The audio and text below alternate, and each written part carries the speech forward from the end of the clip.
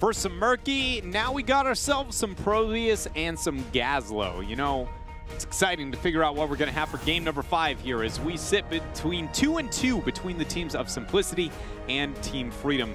J-How, what is the wild hero of the next game? We've even got Sylvanas and Cho'Gall on top of it. Like, we seriously have rounded about every, you know, off-meta dream so far. I'm trying to think of what other specialists might be left. Like, there's... I mean, I would be down with not so much in the specialist role, but a guy who does sit at that T3 rank, some Zul'jin. We haven't gotten any of him. You know, some guillotine, throw it around. I'm actually curious if Zul'jin could be a thing, maybe like Volskaya. Look, you got a guy that's going to be standing there a long time. You stack that up, but is it really going to be that effective early? It's generally where the problem lies. He's not strong enough until he stacks up. We'll find out. We got Battleground number 5 here between these two teams. Ready, and we find ourselves on the Dragonshire, still selected by Team Freedom. First pick still going to be in the hands of Simplicity. The fact that Team Freedom has been, you know, sticking to that map selection so far throughout the entirety of this, even though they haven't had the consistent, I guess the fact that we made it to Game 5 and that the first pick has been gone to from them and then that they commit to the map selection, I wonder if that's a part of their strategy of hiding, you know, intent towards the playoffs. Figured out who I want it to be. What is it? Who's your pick? Valeera.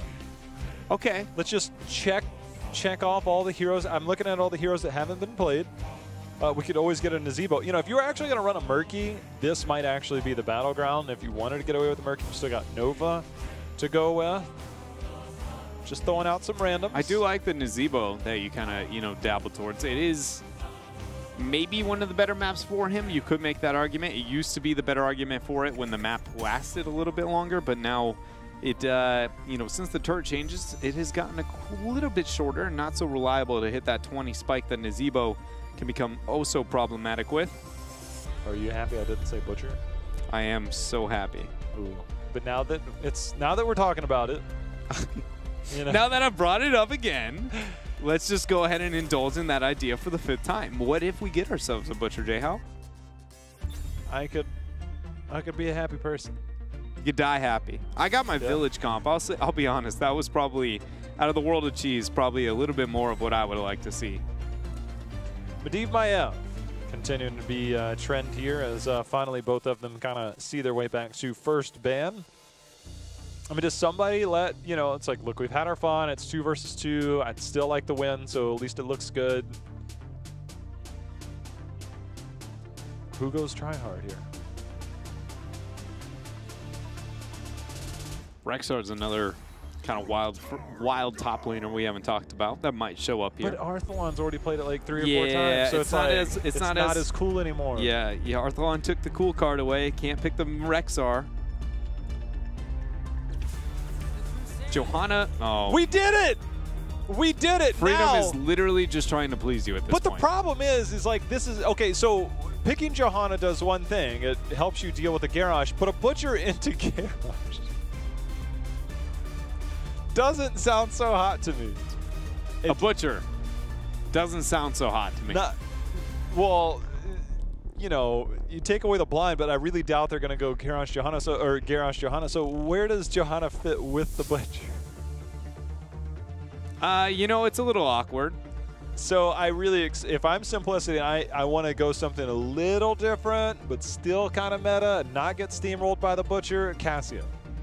You can't charge her, because if you go the stun or the blind at level 4 when you're stunned, even that, you're still going to get blinded after you get something hit. Another go-to, like, in that laning phase type situation of the Butcher's not going to be your off lane. Tassadar is another one to that offensive all-in play style that I was talking about with the Toronto comps that you kind of cater and play towards. There. Okay, now they're just looking to cater to me. We get the Zul'jin, yeah. The Zul'jin. I was like, a Karzim into Johanna. This is wild. Pick more auto attacks into a blind, and then they just double down there. Get ourselves a Zul'jin. But at the same time, even if you don't go Guillotine, you could go Tanz Dingo. You don't die. You have a Divine Palm. Although, if you get tossed over in a 7-sided strike, you're a dead Butcher. Like, I really got to figure out what's going to be the saving grace for the Butcher, because it sure as heck isn't going to be a Johanna. You can also go Earth Ally at level 4 to neutralize auto attack damage if you Karazim. So if you're Butcher, you need something else, like a lot something else. One thing to keep in mind with that high Karzim too is Simplicity might be looking for an extremely kind of bully 2-on-2 laning type situation. Karzim on Dragonshire, the one thing that he does do really well is control over that bottom shrine because of the Iron Fist trades. He's one of the few supports that can take a trade into most warriors and even backliners. And with the Zul'jin in that lane, you know he's got a longer laning phase because of his passive. Wanting to get, you know, the you want axe. You know who we haven't seen? Who is it? Man that recently got buffed. Maybe new up-and-coming meta. Little panda. Or giant panda. Oh, the Chen. That's a good call, actually. One of the few battlegrounds where you might be able to get a value out of him in the top lane, being a big enough bully. What if Chen is the secret answer to Garrosh? Look, you can toss me, I'll just flying kick right back. I don't know if that's how it works. Like, he can kind of placeholder and be a less of a target, yes, but I don't know if he gets the... Can't toss me if I'm unstoppable with Wandering Keg. Oh, yay. Uther. Divine Shield, that's one way. Uther and the Jaina to be able to slow things down, make sure the Butcher can be a big problem. I just want to know if that Butcher's going to be a part of their 4 or the solo. Because normally Butcher, you would argue, has to be a part of the solo, unless you're going to go high kill potential within the 4, but the JoJo doesn't cater to that playstyle as well. The Jaina says, yes, we want to play that. Uther says that too, so I think it's going to be a part of the 4. But they could, you know, kind of mix it up and play a little bit slower, have the Butcher within what he would consider an advantageous lane. That Zarya is going to really change that math problem, and we got ourselves a Nazeebo. Look, we're on a delay for these guys, but I feel like they're listening. Yeah. I feel like, I mean, like, Nazeebo, Zul'jin, I mean, come on, team. I got a little bit of everything. I got my Zul'jin, I got my Nazeebo, and I got my... I secretly love Zarya and think she should be played more. Especially in North America, when we look at some of the burst style compositions with Jaina and stuff, you think Medivh's bad for burst style compositions. Zarya's shield is equally just as bad, maybe not as powerful because no portal. But Tyrande, Butcher charge into Tyrande. Maybe we get the old fall stat, get the old tether ball,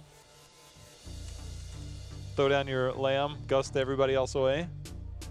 Tether ball is what we call that one? What do you call it? I don't know, but that's probably the best description. Right? Yeah, no, that's probably the best description. You're just stuck around the pole, just wrapping around. I mean, maybe pretty slowly with the Jaina there. Last pick here for Freedom. What do we see? Is it the solo or is it a part of the 4? It's a solo. Samuro. Last pick. I'm going to be honest with you. That changes the entire problem here for Simplicity pretty hard by the Samuro pickup. I don't know if it's as threatening because it's got to wait until post-10, but post-10, Samuro and the capabilities with mobility alone on Dragonshire honestly give me nightmares. Yeah, I mean, you're talking about Samuro. I'm still thinking about Butcher. So I'm trying to figure... What are you even stuck on Butcher? What is it, How J-How? is this possibly going to work? J-How, the answer is probably not. Welcome to the Butcher, mate. I hate to break it to you. They picked it too early. In a Johanna? You're okay. Hold on. You're gonna say they picked it too early. That's the excuse at this point. You're gonna stick with that. All right. Okay, I get it. That you're willing to neglect your objectivity so hard. You're like, they picked it too early. It is what it is. J-How, ladies and gentlemen, the man who, whenever his favorite heroes get selected, and you know, the reason that they're not meta is purely, you know, based on they might be selected get countered too hard. But if they're not counter dread, they're OP. Can you deny that? Can you deny it? That's called a tier 3 hero. That is literally the definition of a tier 3 hero. In the right circumstances, they hold their own. I even have a tier list out there, and I have Butcher listed at tier 5. So a little slow on this one. Next up, just need to see some Zagara action. Either way, we're going to take a look at Simplicity here on the left. We're going to get that Prismat on the Nazeebo. That's going to be the main one to watch out for. And Zunan Zul'jin, fitting for ZU. And here in the red is going to be Team Freedom, where we have Collusion on the Uther. Lutano is going to be repping that Butcher. Got Nasmus here. On to the Samuro. Yoda on Jaina. And last up was Zugrug there on the Johanna. I will say, Lutano, probably one of the most skilled players that we have in North America. Somebody's going to pull it off, even though he's a ranged man. He's got the dance and the taunt already down. So, and he's got the correct skin. We're on the right path. So I know I just got done saying how there's very few games that I don't feel like we see a Johanna, or excuse me, a Zarya that you can not go feel the heat, but this is actually one of the few cases where I think that's a fair statement. Mainly just because even when you consider feel the heat gaining max value into the Butcher, Butcher's going to trade up into you. He's going to throw down the mark, and he is going to absolutely trade up onto you. Then you got blinds coming out from Johanna consistently throughout the entire game. Samuro can even trade up onto you. Every single target that you get the one-to-one feel the heat trade into, you're going to have a bad time. So definitely makes sense to see them play it a little bit slower, go with that kind of particle grenade build here. Zuna going to eat the damage out of that Butcher, and First Blood going to go over to Team Freedom. Fresh meat. That's all I know. Fresh meat is going to be there, so that's how it all starts, Dread. So, Jayhow, why don't you go ahead and hit me with all of the intricacies of the level 1 trade-offs of Butcher, because I know you're probably just dying to let me know. I don't really have a whole lot. I mean, you go block, which is cool against Zul'Jin, but Zarya's auto attack is pretty fast, so, you know, try and find the Zul'Jin, make sure you don't get hit. To be honest, out of the Butcher main, I expected so much more out of your raging passion for his level 1s. I mean, there's not a, I mean, block is really, really good no matter what hero you're on, unless you're going up against like Genji, Lucio, things like that, Tassadar. It's really hard. But against the Zul'Jin, it's so strong. The other one, I mean, obviously they're just based around his Q, just throwing out a little hamstring action. You're not going to get a ton. You can do bonus damage to minions, get that wave clear, get that cooldown reduction. Here goes a charge. Ruthless Onslaught going to come in onto Hosty. A little bit of shielding, flip over as well. Iron Skin going to be dropped there, allowing Team Freedom to get an easy retreat. Zugrug going to be just fine. Rotation still here for Team Freedom. It's defending the Giants, not going to cycle out. Look like Johanna and Jano looking to be able to match that. But for now, the laning control seem to be, you know, in favor of Freedom for the most part. Simplicity still trying to figure out what they want to make happen with the laning situation, even willing to swap out the Zul'Jin towards the top lane. This is better for Zul'Jin when it comes to stacking his U1 axe, but definitely going to be a little bit more problematic. K1 Pro, he's going to be having a list of problems here down below. Will he get a Radiant Dash to Calf? Nope, not in time. Another kill here for Freedom. Lutano, maybe he picked up that meat. He's sitting at 64 stacks. Once you get to 200, man, it's all downhill from there. You know, at level 4, we see the bonus damage on the hamstring, so targets that are slowed, stunned, or, you know, of any of that regard, you're going to get the stun, you're going to get the slow. You take 100% more damage from the hamstring. We'll see how that builds up. Level 13, you can go into extra bonus auto attacks. Prismat, he's trying to walk away. Man, that's an old kind of sign there. Seeing prismaticism on Nazeebo, of all things. Collusion going to start the channel. The minion! No! Lutano, you had one job! Yeah, look for meat. Yeah, but don't minions give those two? Hello? You know what? Now that you mention it. A little bit low on the meat priority here. Yeah, you know, I mean, he's like, look, I'm doing good. I'm going to hit cruise for a second. 77 stacks and counting. Remember, if he dies, he loses some. He doesn't want to drop those stacks. See if he finds an opportunity to get a kill elsewhere. King Caffeine going in. That's one way to engage. Having that extra movement speed on the allied shield. Did Zuna overextend? We're going to find out. Well, he definitely can't trade into Lutano, that's for sure. Hasn't thrown out the mark yet. Prismat is able to join in. Who's going Toad build, by the way? Full Toad build. So Voodoo Shuffle was picked up. I'm like, wait a minute, hold on a second. At level 4, though. So Voodoo Shuffle, making sure that you can remove roots and slows. And it's only on a 10-second cooldown. So if Butcher gets on you like that, it's one way. Also, with the build that you see, zombie build. You know, I mean, it's very anti-melee what he's building into from beginning to end right now. The kind of all-in playstyle and the funneling playstyle that the Butcher's going to have once he gets that Ruthless Onslaught, it's actually going to be pretty problematic. I'd be looking out for the Nazeebo damage in this game if it makes it to the later stages. For now, though, laning phase continues to unfold. Freedom eking ahead anywhere they can. Still kind of controlling the rotations for Simplicity, and Simplicity just hoping to find a pick.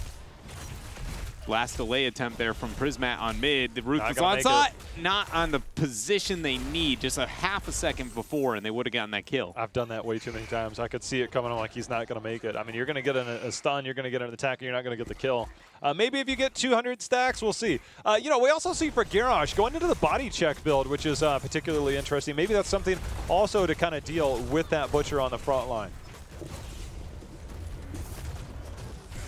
Johanna going to get a collapse down below. Calf not able to get the flip because the Iron Skin use. Throws out that shield glare. That's all she wrote for the skirmish on bottom. Prismat still making his way back from the Hall of Storms. So it's going to be a temporary advantage for Team Freedom as they secure this bottom shrine. Zuljin's doing pretty well in the 1v1 though, keeping Butcher kind of locked down. And that cycling of the pressure of the top laners is actually pretty problematic here for Team Freedom.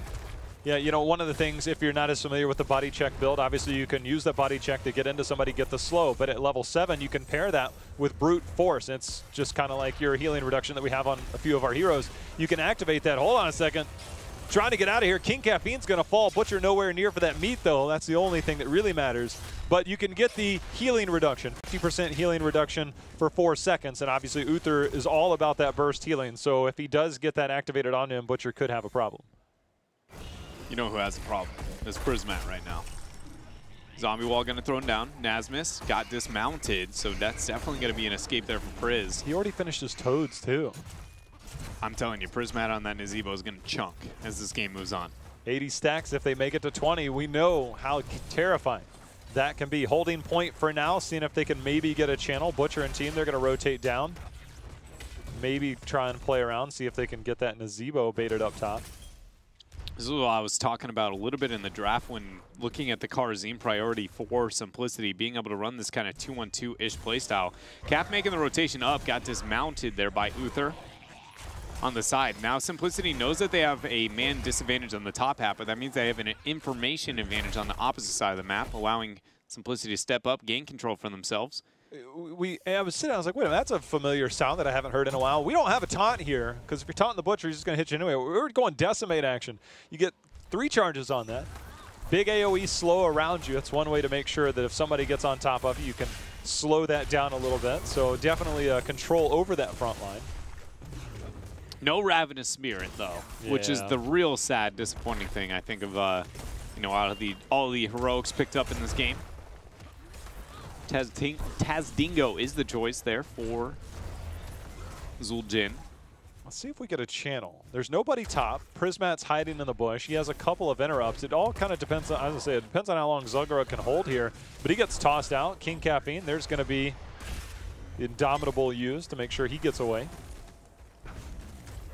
Zuna doing work on the Giants, able to pick it up in the downtime, but Prismat getting caught out. He's going to drop.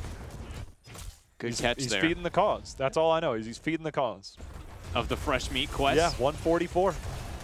And counting. I mean, once he gets to, I'm really curious if we go into, so at 13, one of the more popular ones is once you use your hamstring, your next 3 auto attacks do bonus damage. Really, really strong if you get stacked up as the Butcher. We'll see if he goes that.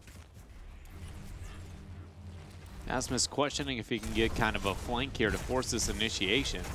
But they aren't going to commit to it. The Butcher Samuro not getting enough split pressure on the other parts of the map to really be, you know, kind of too problematic, even though major advantages being won here by Team Freedom.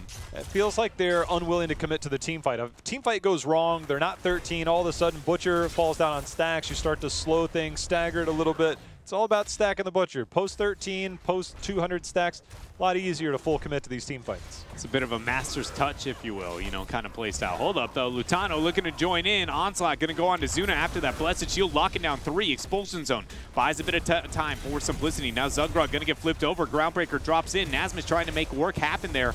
Is able to shift out for a moment. Blizzard goes down. Now Nazebo's actually stalling out Samuro in the 1v1 on mid, and he should be able to win that even. So this is great play from Simplicity, throwing down the 7-sided, holding their own. That was a pretty big defensive cooldown there, but it definitely bought them some time. It's also going to buy them a little bit of space. Prismat, see if he gets out of there alive.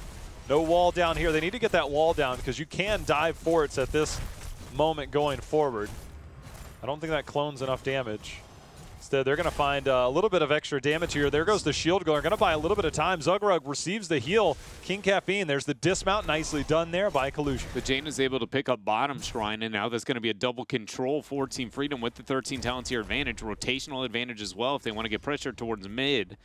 A little bit too afraid to make this rotation. Calf now looking to anchor.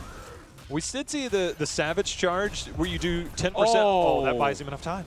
That flip was just barely out of range. So percentage-based damage does work against Garrosh, and we have somewhat relatively high health bars, especially if you look at Nazebo late game, although he does have Ice Block. So you do get that. I just feel like if you get fully stacked, that bonus damage that you get on the auto is very, very strong, and they're around much more often, especially if you didn't go the Savage Charge at level 4, which gives you that cooldown reduction. DK is going to cycle now towards the bottom half here after taking out that front wall, or excuse me, mid-front wall.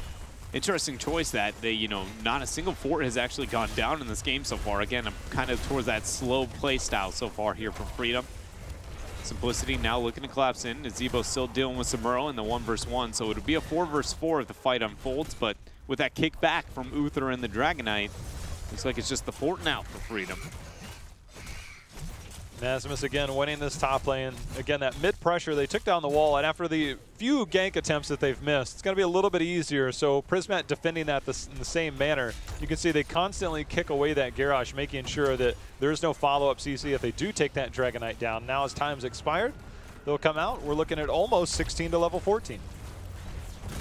It's on Simplicity if they want to force a fight before the 16 window. Now in the top half would be the place to make that happen.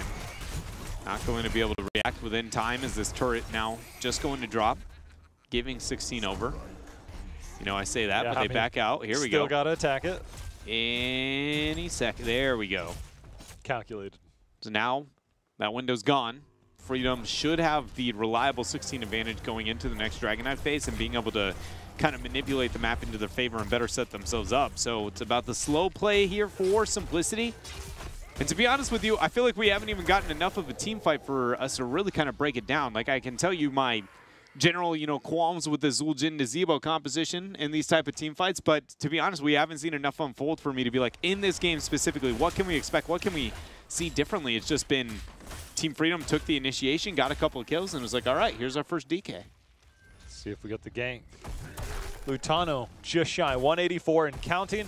You mentioned that Nazebo actually sitting on 153 and counting stacks. So if they get to 20, he's going to have more than enough. He's very well stacked, got a lot of health and mana. Wait, did he actually go that at 4? Yeah, the big voodoo. Gonna get the clear here for Simplicity. Oh, wait a minute, Calf hitting a big groundbreaker, questioning if he wants to move up. Onslaught's going to be used. Damage coming in onto Calf. Expulsion zone drop to buy a little bit of time. 20 seconds out from what is going to be that bottom Dragonite Shrine. But look at Lutano and Zugrug. They want this fight. They're going to go in. Condemn. Blessed Shield. They're going to be dropped. There's the charge. Zuna falls low. Pops has Dingo a little bit early. Nasmus questioning if he wants to get the kill there. Great route coming out from Zuna. Buys him a bit of time. But K1 Pro on an island there. Drop 7-sided. Can he get the Radiant Dash? No. Ends up being the first to drop. Prismac quick to follow after. And with 2 members dead, Simplicity, they've got to make it out. There's no you saw that Butcher trailer. It's like a Tychus. It is not happening. The 200 meat stacks are here. Got 2 bonus kills in the middle of that, up to 220. Now we're looking at this. Team Freedom. They have the entire bot lane down. They took control over that last team fight. This. Oh, my Onslaught. Expulsion zone, though. It doesn't matter. Great lamb use there from Lutano, able to get that follow-up. One of the biggest advantages of Busher, I will say, without a doubt, is his single target initiation capabilities at a long range. A lot of people underestimate how insanely big Lamb to the Slaughter's range is. It's sneaky because you're like, wait a minute. Screen, dude. It's like, why am I stuck? Fist of Fury coming out here as K1 Pro trying to put the damage on. We'll see if Lutano and team want to try and turn around Garrosh mid. It looks like Samuro, he's going to try and make his way. King Caffeine's not going to allow the channel. We see the clone just kind of hanging out for a moment.